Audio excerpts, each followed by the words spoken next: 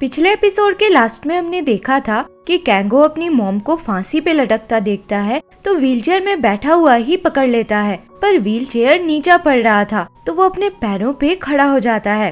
कैंगो को खड़ा देखकर यंगसुन को तो विश्वास ही नहीं हो पा रहा था। वो तुरंत अपने गले से फंदा हटाती है। कैंगो को भी रियलाइज होता है कि वो तो खड़ा है, तो वो तुरंत व्हीलचेयर पे गिर जाता है। यंगसुन बहुत इमोशनल हो जाती है और रोती हुई कैंगो को फिर से उठने को बोलती है, पर कैंगो अब तक शॉक में था। वो फांसी की तरफ देखता है और बाहर निकल जाता है। बाहर बारिश हो रही थी पर फिर भी वो रुकता नहीं है। यंगसुन भी उसे पुकारती हुई उसके पीछे जाती है। थोड़ी दूर जाने पे कैंगो को मीजू दिखती है और वो जोर जोर से रोने लग जाता है। मीजू उसे एक जगह लेकर जाती है और उसकी कटी हुई फिंगर नेल में दवा लगाती है। कैंगो कहता है कि मेरी मॉम ने मुझे छोड़ दिया है, मुझे एक नई जगह में छोड़कर वो खुद दूसरी जगह जाने वाली थी। मीजू कहती है तुम्हारी मॉम तुम्हें कभी नहीं छोड़ सकती, और अगर उन्होंने सच में ऐसा कुछ किया है तो इसके पीछे जरूर कोई रीजन होगा। अभी वो बता नहीं पा रही होगी, पर एक दिन तुम्हें जरूर पता लगेगा। मीजू फिर कहती है मुझे पता है कि तुम्हें कैसा फील हो रहा होगा, मुझे भी किसी ने बिना रीजन बताए छोड़ दिया था। मीजू कैंगो की ही बात कर रही थी पर वो क्लियरली बोलती नहीं है। तभी यंगसुन भी कैंगो को ढूंढती हुई पहुंच जाती है और कैंगो को अपने साथ घर लेकर जाती है। कैंगो पूछता है आपने मुझे छोड़ दिया था, उसके पीछे क्या रीजन है? यंगसुन कहती है मैं तुम्हें कभी नहीं छोड़ सकती।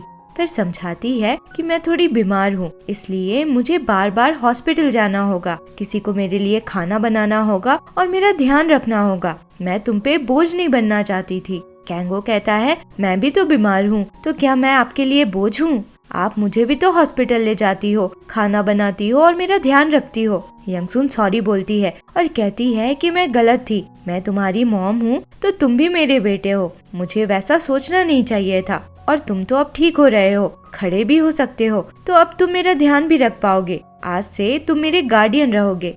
यंगसुन फिर से कैंगो से पहले की तरह खड़े होने को बोलती है। वो कई बार कोशिश करता है पर खड़ा नहीं हो पाता। यंगसुन कुछ सोचकर कैंगो को बाहर लेकर जाती है और एक पानी वाली जगह में उसे गिरा देती है। कैंगो डूबने लगता है और मदद के लिए पुकारने लगता है। यंगसुन कहती है इसमें घुटने तक ही पानी है, अगर तुम्हें बचना है तो पहले के जैसे खड़े हो जाओ।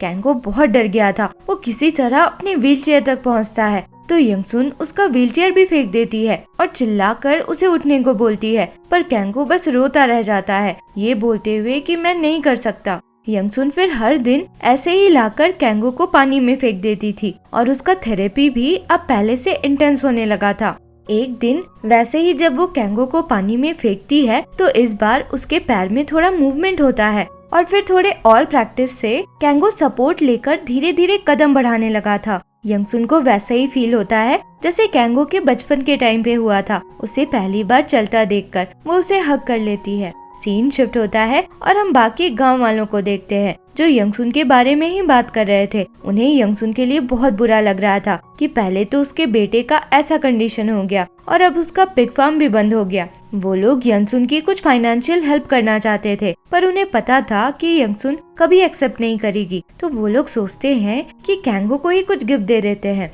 डिसाइड होता है कि वो लोग कैंगो को मोटराइज्ड व्हील चेयर देंगे। फिर हम सामसेक को देखते हैं। सॉन्ग के आदमियों ने जब उसके पेरेंट्स से फार्म खरीदा था तो उसने उनके साथ जबरदस्ती टीम अप करके लोन अप्लाई किया था। उसे अब पता चलता है कि लोन रिजेक्ट हो गया है क्योंकि उसके पार्टनर्स ऑलरेडी किसी बिजनेसमैन के अंडर एम्प्लॉयड हैं।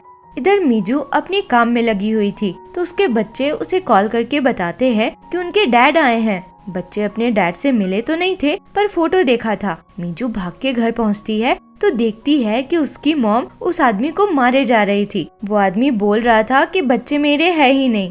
तो मीजू की मॉम फोटो दिखाती है जिसमें वो और मीजू साथ में थे। मीजू फिर उस आदमी से बात करती है और उनके बात से पता चलता है कि वो मीजू के किसी फ्रेंड का बॉयफ्रेंड था। मीजू के बिजनेस पार्टनर ने उससे पैसे लिए थे तो अब वो पैसे मांगने आया था। बच्चे देखते हैं कि उनके डैड तो बिना उनसे मिले ही चले गए। मीजू कहती है कि वो बहुत बिजी हैं, तो यूएस चले गए हैं। ये जिन तो रोने लगती है। मीजू की मॉम भी समझ रही थी कि मीजू ने अब तक झूठ बोला था। मीजू फिर सॉरी बोल के बताती है कि वो बच्चों के डैड नहीं है बल्कि उसकी फ्रेंड का बॉयफ्रेंड है। उसी समय सारे गांव वाले कैंगो के लिए गिफ्ट लेकर उसके घर की तरफ जा रहे थे। वो लोग मीजू को भी अपने साथ ले लेते हैं। सॉन्ग के आदमी और सामसिक भी उस समय कैंगो के घर के पास ही थे। सारे गांव वाले बहुत एक्साइटेड हो रहे थे, ये सोचकर कि कैंगो और यंगसुन गिफ्ट देखकर कितने खुश होंगे। यंगसुन दरवाजा खोलती है और फिर कैंगो को बुलाती है और कैंगो अपने पैरों पे चलता हुआ आता है। पहले तो सब लोग बहुत हैरानी से उसे चलता हुआ देखते हैं और फिर खुशी से इमोशनल हो जाते हैं। उसके बाद सारे गांव वाले इंक्लूडिंग सॉन्ग के आदमी और सामसिक कैंगो के घर में रुकते हैं खाने पीने के लिए। सामसिक दोनों से पूछता है कि मुझे पता चला है कि तुम लोग किसी बिजनेसमैन के लिए काम करते हो, ये सच है क्या? सॉन्ग का एक आदमी कहता है कि हाँ, हम सॉन्ग के लिए काम तो करते थे पर अब रिटायर्ड हो गए हैं और इसलिए यहाँ आ गए हैं। इधर येजिन और सियोजिन ने तो कैंगो को हमेशा बैठे हुए देखा था, अब वो जब खड़ा था तो उन्हें बहुत लंबा लग रहा था। कैंगो दोनों बच्चों को उछाल उछाल कर खेल रहा था। सामसिक दूर से उन्हें देखकर थोड़ा जेलस फील कर रहा था। यंगसुन को बैकुन का ध्यान आता है, वो उसके यहाँ जाकर उसे भी इनवाइट करती है उसके घर आने को। वो मना करके अंदर जाने लगता है तो यंगसुन कहती है कि मैं ज्यादा दिन जिंदा नहीं रहूंगी, मुझे टर्मिनल कैंसर है। मैंने तो अपने लॉयर से कहा था कि मेरे मरने के बाद मेरा फार्म वो तुम्हें दे दे, पर कैंगो अब चल सकता है। मेरे पास बस वो पिग फार्म ही है जो मैं उसे दे सकती हूँ, इसलिए तुम प्लीज उसे बंद कराने की कोशिश मत करना। कैंगो बड़े ध्यान से सॉन्ग के आदमियों को देख रहा था। उसे याद आ जाता है कि ये दोनों तो वही हैं जो उसके अलमीरा में छुपे हुए थे। वो सबको बताता है पर कोई उसे सीरियसली नहीं लेता। उस समय सॉन्ग का एक आदमी बाथरूम ढूंढ रहा था तो उसे एक शेड दिखता है जिसके अंदर बहुत से डॉक्यूमेंट्स दिख रहे थे। वो अपने पार्टनर को जाके बताता है कि शायद ओरिजिनल डॉक्यूमेंट वहीं पे होगा। मीजू रात में अपने बच्चों के साथ घर लौट रही थी तो सामसिक उसका वेट कर रहा था। वो पूरी तरह से ड्रंक था और मीजू से पूछता है कि तुम्हें कैंगो पसंद है क्या? तो मीजू कहती है कि नहीं, मुझे वो नहीं पसंद। तो सामसिक कहता है कि चलो हम शादी कर लेते हैं, मैं तुम्हें और तुम्हारे बच्चों को बहुत खुश रखूंगा। मीजू मना कर देती है, कहती है कि उस पे बहुत लोन है, बल्कि आज ही एक आदमी आया था उससे पैसे मांगने। अगर वो लोग शादी करते हैं तो उन्हें हर दिन स्ट्रगल ही करना होगा। दूसरी तरफ यंगसुन कैंगो का पुराना रूम रेडी करती है। कैंगो अकेला नहीं सोना चाहता था तो यंगसुन कहती है कि तुम्हें इंडिपेंडेंट बनना सीखना होगा, मैं तुम्हें थोड़ा थोड़ा करके सब सिखा दूंगी। अगले दिन यंगसुन सॉल जाती है कैंगो के पुराने अपार्टमेंट, क्योंकि वहाँ के गार्ड ने उसे कॉल किया था। वो गार्ड उसे एक लेटर देता है जो कैंगो ने अपनी मॉम के लिए छोड़ा था। गार्ड बताता है कि जिस दिन वो उसके लिए खाना लेकर आई थी उसी दिन उसने वो लेटर दिया था, ये बोलकर कि जब मेरी मॉम मेरा घर खाली करने आए तब दे देना। पर यंगसुन जब दोबारा आई थी तो वो छुट्टी पे था और इसलिए दे नहीं पाया था। यंगसुन को अजीब लगता है क्योंकि कैंगो को ये पहले से कैसे पता था कि घर खाली करने की जरूरत पड़ेगी। यंगसुन लेटर पढ़ती है तो उसमें कैंगो ने उसके लिए बहुत अच्छी बातें लिखी थी। ये भी लिखा था कि वो उन्हें बहुत मिस करता है। कैंगो ने लिखा था कि काम की वजह से वो मिल नहीं पाता, पर उसकी सबसे अच्छी मेमोरी उनके और डैड के साथ बिताए मोमेंट्स ही हैं। यंगसुन को फिर से अजीब लगता है क्योंकि कैंगो के जन्म से पहले ही उसके डैड की डेथ हो गई थी।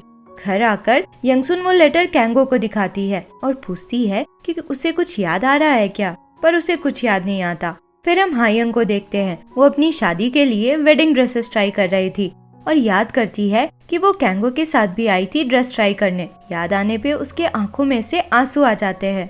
दूसरी तरफ हम सॉन्ग को देखते हैं। उसके आदमियों ने ओरिजिनल डॉक्यूमेंट ढूंढ लिया था। ये तैसो के डीएनए टेस्ट का रिजल्ट था, उसके अफेयर वाले बच्चे के साथ का। वो तैसो को ब्लैकमेल करने के लिए कॉल करता है तो तैसो कहता है कि लड़की और बच्चे दोनों को तो तुमने मरवा दिया है, तो अब बस इस पेपर से तुम कुछ नहीं प्रूव कर पाओगे।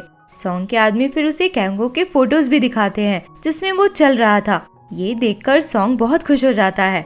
इधर यंगसुन ने अब कैंगो को पिग फार्म चलाने के लिए जरूरी बहुत सारी चीजें सिखा दी थी।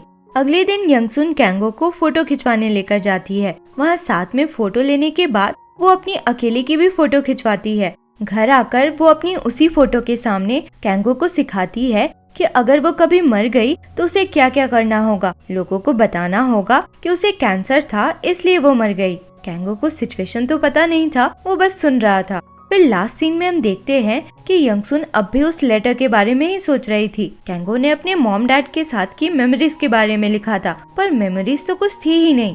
फिर उसकी नजर उस फोटो पे जाती है जिसमें कैंगो के डैड को फोटोशॉप से ऐड किया हुआ था। उसे कुछ समझ आता है और वो फोटो के पीछे का पार्ट चेक करती है तो उसमें उसे एक मेमोरी कार्ड मिलता है।